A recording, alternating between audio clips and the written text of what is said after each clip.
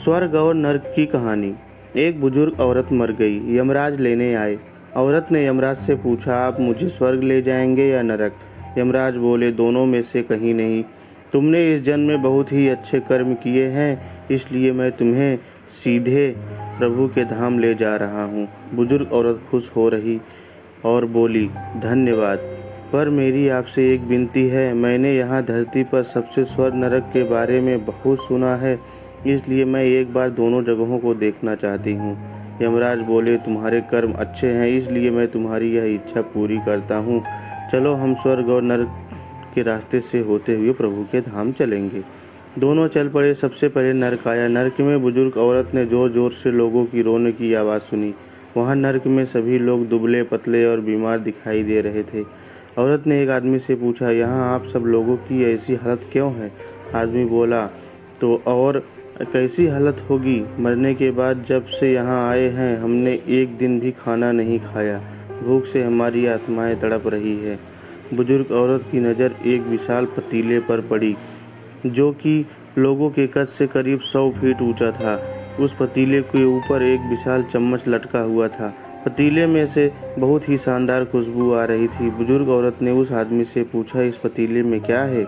आदमी मायूस होकर बोला, ये पतीला बहुत ही स्वादिष्ट खीर से हर समय भरा रहता है। बुजुर्ग औरत ने हैरानी से पूछा, इसमें खीर है तो आप लोग पेट भर के ये खीर क्यों नहीं खाते? भूख से क्यों तड़प रहे हो? आदमी रो रो कर बोलने लगा, कैसे खाए? ये पतीला 100 फीट ऊंचा है, हम में से कोई भी उस पतीले तक नहीं पहुंच पाता। यह सुन बुजुर्ग औरत को उन पर तरस आ गया। सोचने लगी, बेचारे खीर का पतीला होते हुए भी भूख से बेहाल हैं। शायद ईश्वर ने इन्हें यही दंड दिया होगा।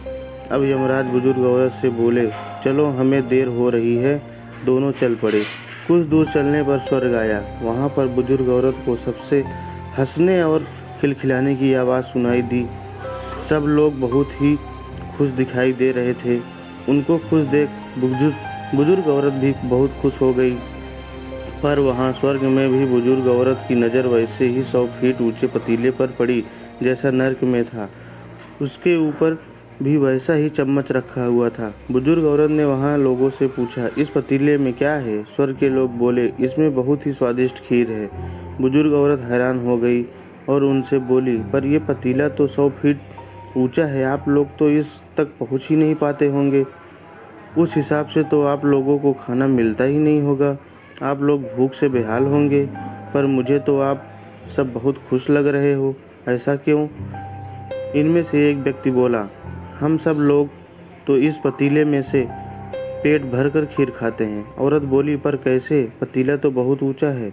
व्यक्ति बोला, तो क्या हो गया, पतीला ऊंचा है तो यहाँ पर कितने सारे पेड़ हैं। हमने इन पेड़ों की लकड़ी ली, उसको काटा और एक विशाल सीढ़ी का निर्माण किया।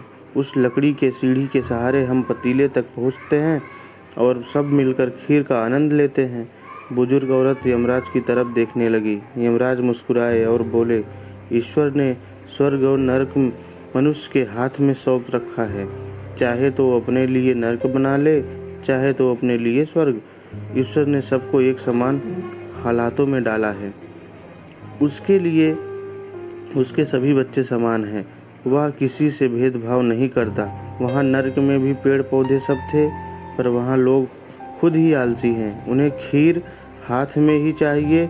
वह कोई कर्म नहीं चाहते, कोई मेहनत नहीं करना चाहते, इसलिए भूख से बेहाल हैं। क्योंकि यही तो ईश्वर की बनाई इस दुनिया का नियम है। जो कर्म करेगा, मेहनत करेगा, उसी को मीठा फल खाने को मिलेगा।